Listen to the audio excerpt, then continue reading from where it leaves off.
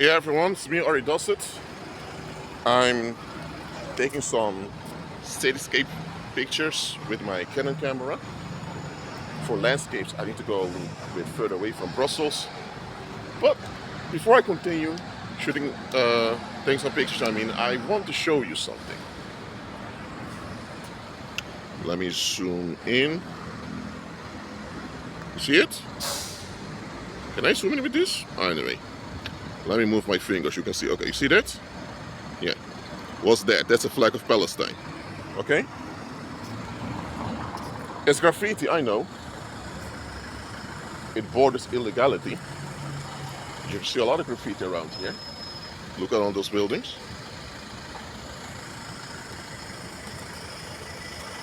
I passed by there, I walked further, and I saw this over here.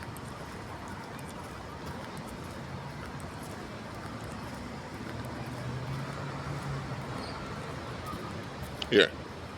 Again, the flag of Palestine. There, free Gaza.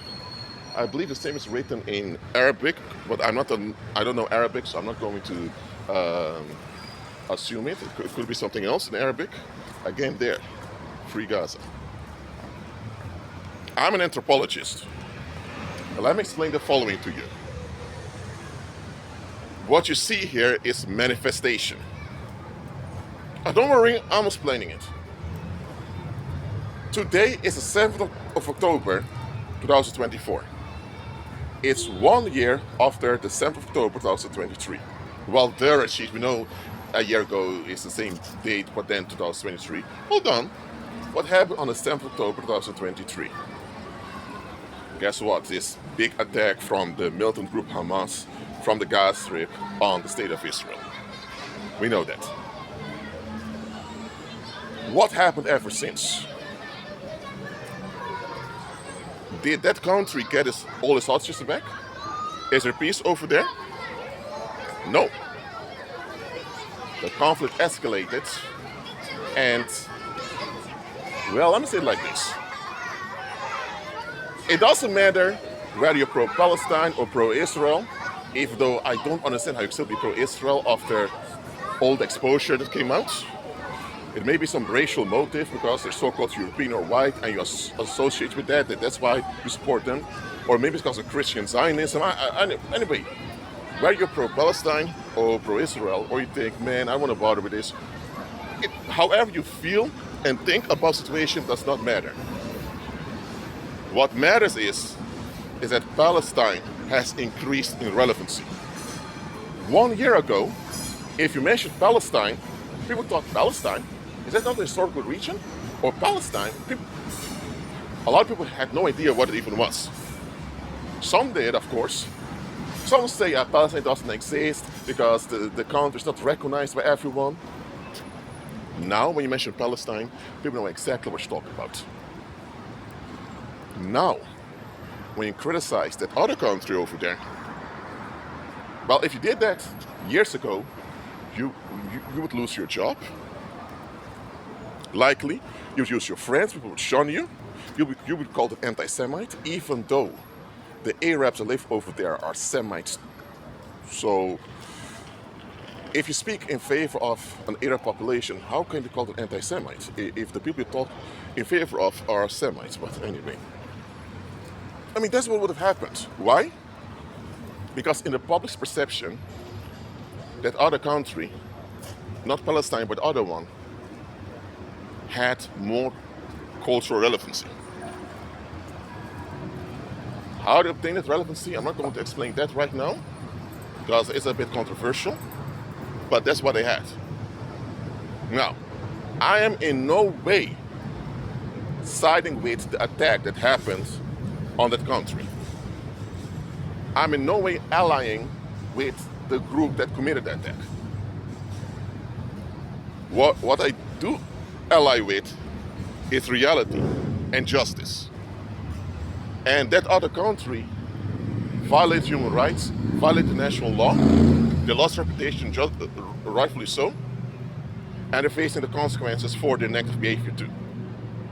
Because they're not innocent either. Simple as that. So, because that other country exposed themselves in the negative way they reacted to what happened, and because they went over to dehumanizing lives of Palestinians over and over again while playing the victim, they lost in the public's eye the legitimacy. I'm not talking about the legitimacy to exist as a country, I'm talking about the legitimacy as a cultural entity to consider. Right now, the tendency is more to consider Palestine. And what do you see around you? You see a lot of Palestinian flags. Free Gaza. And now, also free Lebanon. I barely see Israeli flags anywhere. You barely see pro-Israel people opening their mouth. The climate has changed. Listen, you remain relevant, therefore also important, as long as you have manifestations. That's how it works in human history. The moment your manifestations decrease, your relevancy decreases also. The fact that there are so many manifestations worldwide by people who are not even related to the conflict, the fact that so many people who used to support that other country now support Palestine, all of that is showing you. All of that is showing you that the relevancy of what they call the state of Israel has declined. The relevancy of Palestine has increased. So will be considered more now the state of Palestine. It will be considered less the state of Israel. And this has huge cultural, financial, and political implications that people want to deal with. The International Court of Justice ruled that the state of Israel has to leave Palestinian territories and pay reparations to them. But hold on a minute. Well, past year, the economy of the state of Israel declined significantly. I believe it's around 60,000 businesses that went bankrupt. I may be wrong, but that's what some news outlets are saying. Again, I can be wrong. Maybe it's less, maybe a bit more. So if they're not capable to pay the reparations, who'll have to pay them? Well, it's allies. Who are its allies? United States, Britain, the Netherlands, Germany, Australia. And when the bill comes, a lot of people are going to say, we don't want to pay this. We don't start this conflict, blah, blah. You're going to see a lot of people divesting from the issue. And because the relevancy of Israel has decreased already, it's going to lead to more isolation for the country. And the longer they occupy those territories where they shouldn't have been to begin with, because it's illegal, the more they harm their own reputation. And guess what? The more they destroy themselves, the more manifestation Palestine will have. I'm using the situation of Palestine and Israel to illustrate the following to you. Your manifestations matter. The fact that so many people worldwide who are not Arab, they're not Palestinian, they're not Israeli, they're not Muslim, they're none of that, but the fact a lot of them keep siding with Palestine now, and they put them in graffiti over there, they put them in their art. I believe somewhere in Belgium, I mean this may be fake news, but I saw that, anyway, if it's fake news, the fact is out there, it's also a manifestation. I saw that they painted somewhere in Belgium a whole street in the colors of the flag of Palestine. All these manifestations show you that the public is done with that other country. And all the arguments of the past will not work to blackmail the public and support them anymore. You cannot murder above 10,000 children claiming, oh, it's not our fault, that other people use human shields. I'm sorry, if you can commit assassinations abroad in a precise way, How come when it comes to Gaza, you're just throwing bombs everywhere and lots of civilians get killed? Unacceptable. You can't do things like that and expect people to see you as a victim and have sympathy for you. Anyone who thinks they have sympathy for you after you're doing all these monstrous things, such individuals need to be questioned.